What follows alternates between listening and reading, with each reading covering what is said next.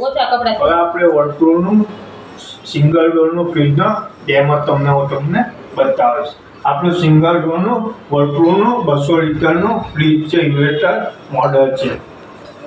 હવે વર્તુળમાં sir temperature જે બી કંઈ કમ વધારે કંઈ કરવું હોય તે અહીંથી થાય. 1 થી 2 પર એકદમથી ઓછું કુલિંગ, 3 થી 4 પર નોર્મલ અને 5 થી 6 પર એકદમથી હાઈ કુલિંગ.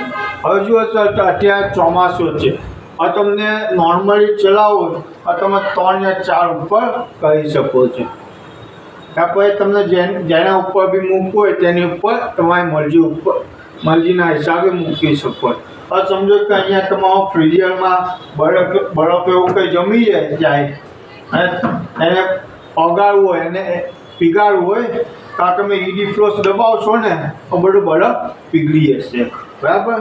બીજી વસ્તુ એ ફ્રીજમાં તમે કંઈ બી વસ્તુ મૂકો, શાકભાજી તમે કંઈ બી મૂકો, ખુલ્લું મૂકો યા કોટનની થેલીમાં મૂકો, કંઈ બી તમે શાક બનાવ્યું હોય એ ઠંડુ કરીને ઢાંકીને મૂકો.